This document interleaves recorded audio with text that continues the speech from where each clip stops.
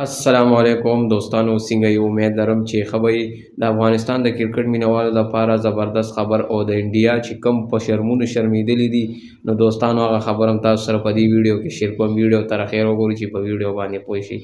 اول خو راځو د انډیا شرمېدلي ټیم ته چې په شرمونو شرمېده. پرون د اتوار ورځ دوستانو په انډیا باندې ښه نه ده راغلې. ولې چې پرون 3 لوبې د انډیا شوي دي او 3 واړه بایللي دي.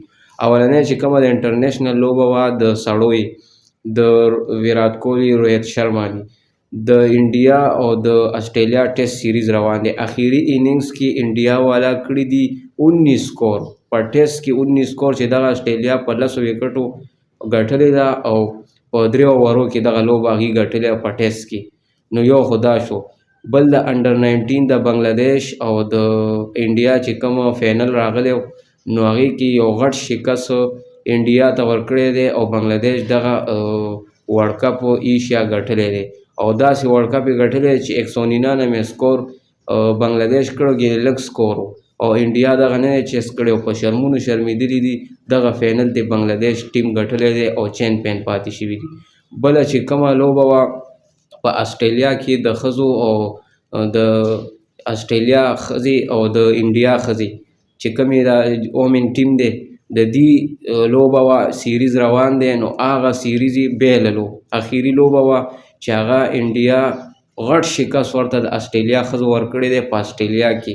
نو ښځو یې هم بایلله، انډر 19 ځوانانو یې بایله او انټرنیشنل چې کوم ویرات کوهلي او روهت شرما ټیم دی ټیسټ سیریز روانو هغه لوبه یې هم بایلله.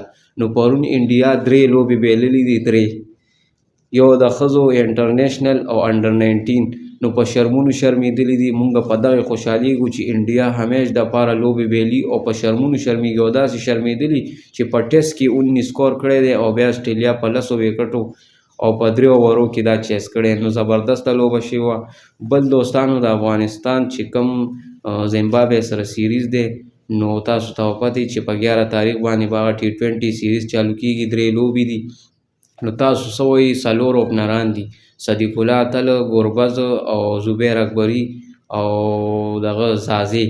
تاسو څه وایي چې په دې 4 اوپنرانو کې 2 اوپنران څوک روزي؟ صدیق الله اتل، زازې یا ګوربز او بل کلاړي. نو تاسو څه وایي په دې 4 کې زبیر اکبري؟ په دې 4 کې 2 اوپنران څوک پکار دي؟ زه خو وایم چې صدیق الله اتل او ګوربز بخي. تاسو په کمنټ کې ماله رایې راکړئ. نو دوستانو ډېرې زبردستې لوبې اوس را روانې دي د زیمبابوې او د افغانستان په 11 تاریخ او د پاکستان او د ساوث افریقې په 10 تاریخ مطلب سبا.